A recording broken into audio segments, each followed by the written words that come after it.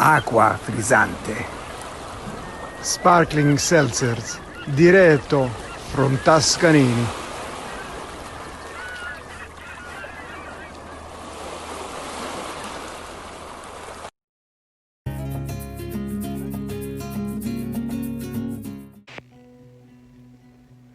Rav Shlomo Moshe Amar, the Rav Harashi, and one of the chief rabbis of Yerushalayim, of Jerusalem, said something very, very important and something very applicable. We live in tumultuous times, and everywhere we turn, we face uncertainty. And sometimes we wonder and we look for the hand of Hashem. The following story is a story that he told over, and he said it was this story that gives him chizuk, that gives him encouragement in the most challenging of times. He said many decades ago, a father came over to him. He was a rav in a moshav in the northern part of Eretz Yisrael. And the father comes running over to him and he says, Kvod Rav, Bini, my son, my son. And the Rabbi Rashi got very, very nervous. And Rav Amar said to him, what's wrong? Is he okay? And he said, he's okay. But, he was here this last Shabbat. And as he's about to go back to his army base, I said to him, you can't leave me.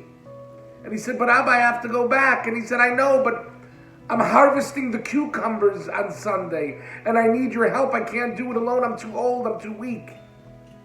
Please, I need your help. And he said, but if I go back to the base late, they're going to give me consequences. They're going to punish me. And he said, you'll tell them you came late once. And he brought him a note from the Office of Agriculture of this moshav that informed him and revealed that if he did not do the harvest now, he would lose a great deal of money. He begged his son, and his son stayed. And he helped him with the harvest, and then he went back to his base. But when he went back to his base, he was greeted by a very grouchy and miserable commanding officer who said, oh, look who's here. I'm glad you're able to return. Where have you been? And he said, well, I was hoping my father, and he cuts him off right there. And he says, I don't want to hear your excuses. You sound like a child. But as he said that, my son got very impatient. He tells Rav Amar. And he said, come on, what difference does it make? Oh, the commanding officer, the mifaked heard that. And he said, you know what?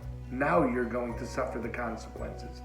He put him into a holding cell. They quickly arranged a trial.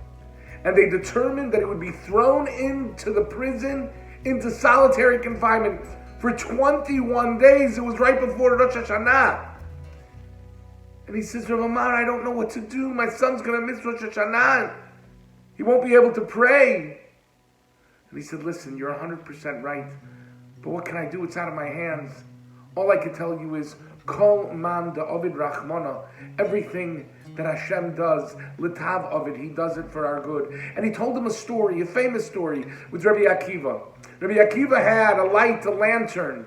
He had a donkey and a rooster. And he came to an inn in the town and he asked for a place to sleep. And they said, we have no place for you. He went into the forest and a wind came and blew out the lantern. A wild cat came and killed his rooster, and a lion ate his donkey. That night, an enemy came and attacked the city. And he had a lantern. Had the rooster made noise, had the donkey made a sound, he would have been caught and he would have been killed. And he said, look at that. I thought it was terrible. Kol man da'ovid rachmano, l'tav ovid, have faith.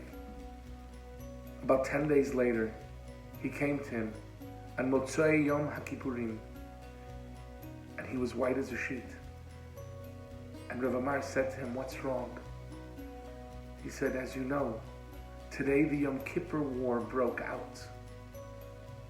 And my son's entire unit went out to fight. And he starts to cry. And he says they were all killed.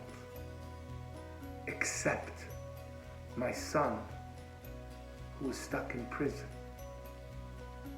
It was not a moment of joy because Jewish lives were lost, but it was a moment of great perspective.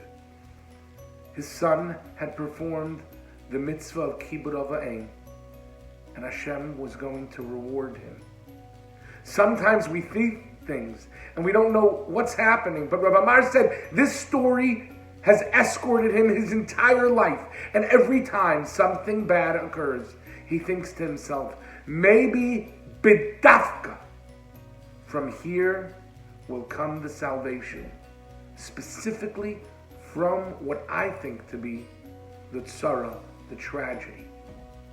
Let's look at it with new, fresh eyes, and we will see the goodness of Hashem, hopefully very, very soon.